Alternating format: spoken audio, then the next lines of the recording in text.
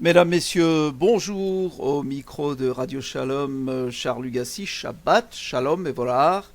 Alors à notre émission Les délices du Shabbat, nous poursuivons. Il avait été question dans l'émission précédente du Motzi.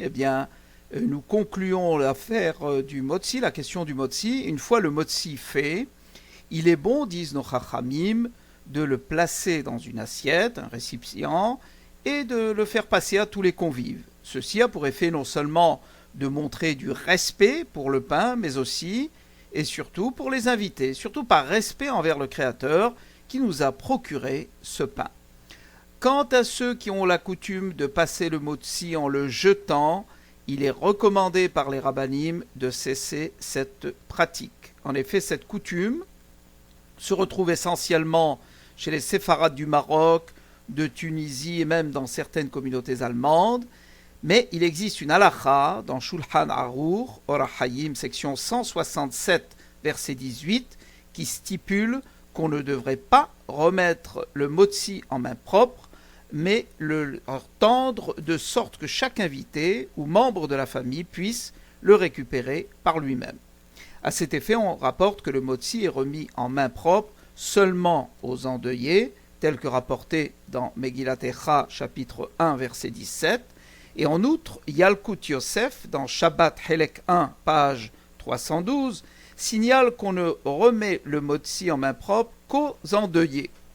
Donc, de là est rajouté à cela un petit brin de superstition, on en est vite venu à déposer le pain devant les convives. En outre, l'une des raisons rapportées est que souvent, compte tenu des grandes tables, il était plus pratique de jeter le motzi pour qu'il atteigne les invités se trouvant à l'autre extrémité de la table. Nous avons appris du grand rabbin du Québec, Rabbi David Sabah, que cette coutume trouvait son origine dans les aspersions qui se faisaient sur le misbéyah, sur l'autel, A-U-T-E-L, et que la table du Shabbat est comparée à un autel. Toutefois, une halakha dans Shulchan Arour, Or HaHayim 171.1, stipule qu'on ne devrait pas jeter le pain, car ceci est considéré comme un bisayon ochlim, un manque de respect pour le pain. Donc, en conclusion, le Bet Yosef est d'avis qu'en aucun cas, le motzi devrait être jeté, d'une part parce qu'il s'agit d'un geste irrespectueux, et d'autre part parce que cela ne rehausse en rien le repas, ni ne profite d'ailleurs aux invités. Donc, de là, les Chachamim en ont déduit qu'il faut se montrer respectueux envers le pain, et qu'advenant le cas où l'on aperçoit du pain par terre, on se doit de le ramasser, de l'embrasser, le placer dans un endroit respectable. Notre émission d'aujourd'hui portera essentiellement sur les 3 repas du Shabbat, et cette question, curieusement, a été abordée dans le cours de Chok l'Israël de cette semaine, d'abord dans la Gemara, mais aussi dans le Zohar de cette semaine, de lundi, et le Zohar de cette semaine, dans la section Yitro, page 88a, nous dit ce qu'il en est des 3 repas shabbatiques. Rabbi Shimon dit que quand une personne prend 3 repas le Shabbat, une voix céleste proclame à son sujet ce fameux verset dans Yeshaya 58, 14, « Alors tu te délecteras en l'Éternel en prenant un repas de plus que d'habitude, et si tu le fais, je te ferai dominer sur les hauteurs de la terre et jouir de l'héritage de Yaakov, ton aïeul. » Et toujours dans ce même Zohar, Rabbi Abba rappelle qu'il se réjouissait à chacun des 3 repas shabbatiques en disant « C'est le repas du Saint béni soit-il » et à la fin des 3 repas, il disait « Les repas de la foi sont terminés, de la foi, de la Emouna. » Alors donc, toujours à propos du vendredi soir, donc nous avançons allègrement donc sur tout ce qui se passe Shabbat. Eh bien, dans la Gemara de cette semaine, Shabbat, page 119b, il est clairement stipulé, et c'est connu, que des anges nous accompagnent quand on rentre à la maison en venant de la synagogue le vendredi soir. Il est dit dans cette Gemara que 2 anges bénissent le fidèle chaque vendredi soir et le raccompagnent à la maison, et c'est pourquoi il faut préparer le vendredi soir une belle table, et également le samedi soir. Alors il est rapporté que les 2 anges qui accompagnent le vendredi soir le fidèle qui a récité à l'office ce fameux passage biblique de Vaïchoulou à Shamaïm, qui est tiré de Bereshit 2, versets 1 à 3, ces 2 anges mettent leurs mains sur sa tête et lui disent « Maintenant, tes péchés ont disparu et tes fautes sont effacées. » Donc le vendredi soir, 2 anges, un bon et un mauvais, raccompagnent les fidèles de la synagogue à la maison, et là, si une lumière est allumée, c'est-à-dire si les bougies sont allumées, les cierges, la table est dressée et le lit préparé, alors le bon ange exprime le souhait qu'il en sera de même le Shabbat suivant, et le mauvais ange est obligé de répondre « Amen ». Et dans le cas contraire, c'est le mauvais ange qui exprime le souhait qu'il en sera de même le Shabbat suivant, et le bon ange est obligé de répondre « Amen ». Rabbi Elazar, toujours dans cette Gemara de Chok l'Israël de lundi, il est dit qu'il recommandait de préparer une belle table pour vendredi soir, même si on ne pouvait manger avec appétit plus qu'un kazaïd, c'est-à-dire le volume d'une olive. Et la même règle s'applique le samedi soir, car il faut faire un repas de Melavé Malka pour accompagner dignement la reine du Shabbat. En outre, l'eau chaude comprend, disons, comme boisson, c'est-à-dire un thé ou un café ou une eau chaude, ou qu'on va utiliser pour se laver, il est bon de prendre un bain à l'eau chaude le samedi soir, ainsi que le pain chaud du samedi soir, disent les Chachamim dans la Gemara, ont des effets thérapeutiques. Également, donner donc de l'importance au dernier repas, et ainsi à Rabbi Abahu, un Tana de la Gemara, on servait chaque samedi soir un veau de 3 ans, mais il n'en mangeait que les rognons. Alors, devenu grand, son fils, Avimi, lui a demandé « Mais pourquoi gaspiller pour manger les rognons tout un veau ? On pourrait laisser pour le samedi soir les rognons du veau préparés pour le Shabbat, et c'est ce qu'ils ont essayé de faire le Shabbat suivant. Malheureusement, le veau, ce Shabbat-là, avait été égorgé, mais ce veau qui devait, dis-je, être égorgé, pour cette fin, a été dévoré par un lion. D'où l'importance d'accorder au repas du samedi soir son importance telle qu'il lui revient.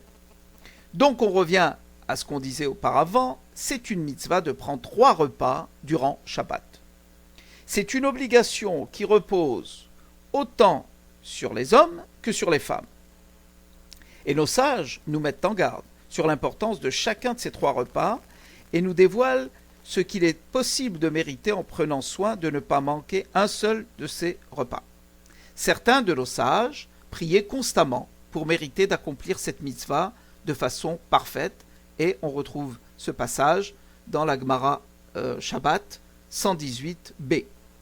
Celui qui, pour une raison ou une autre, n'a pas pris le repas du soir, devra se rattraper le lendemain en journée et prendre un repas supplémentaire. Cette instruction est donnée dans Shulchan Aruch 291, verset 1. A priori, durant chaque repas, il est indispensable de consommer une quantité minimale de pain afin d'accomplir la mitzvah. D'après la halakha, il faut consommer plus de 60 grammes de pain afin de donner un caractère de repas de fête à ce qui est consommé. Bien entendu, les salades et les plats qui sont consommés durant le repas de Shabbat sont présents uniquement pour enjoliver la mitzvah, l'essentiel étant de consommer du pain. A priori, au moment du motzi, et ça c'est important, il faut couper une tranche de pain qui pèse au moins 30 grammes. Parce que moins que cela, ça rappellerait une conduite plutôt avaricieuse. Et elle ne doit pas dépasser 60 grammes, parce que alors là, ça pourrait s'apparenter à une conduite gloutonne. Donc, et cette halakha, elle est rapportée dans Shulchan Aruch, chapitre 167, paragraphe 1.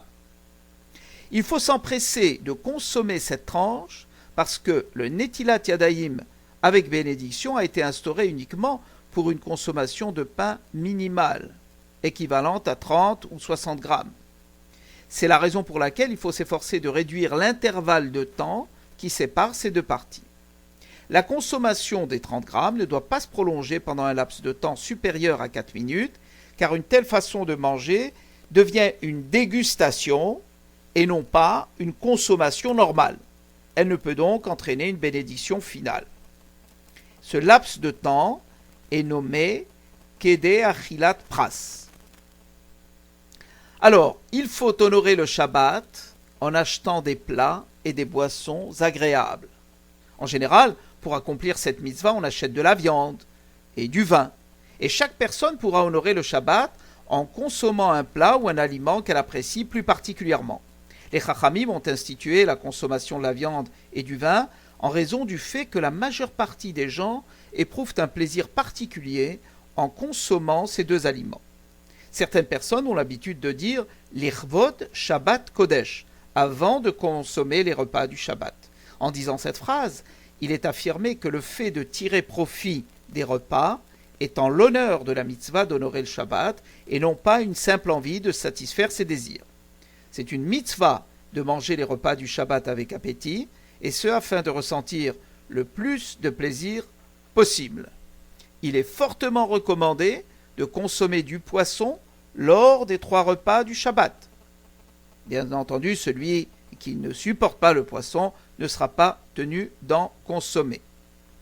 D'ailleurs, dans certaines communautés, pour éviter les problèmes d'arêtes et de retirer les arêtes et les problèmes que ça pose, on prépare des boulettes de poisson. Et comme ça, on n'aura pas ces questions de halakha. Il faut prendre garde à ne pas consommer aussi du poisson avec de la viande.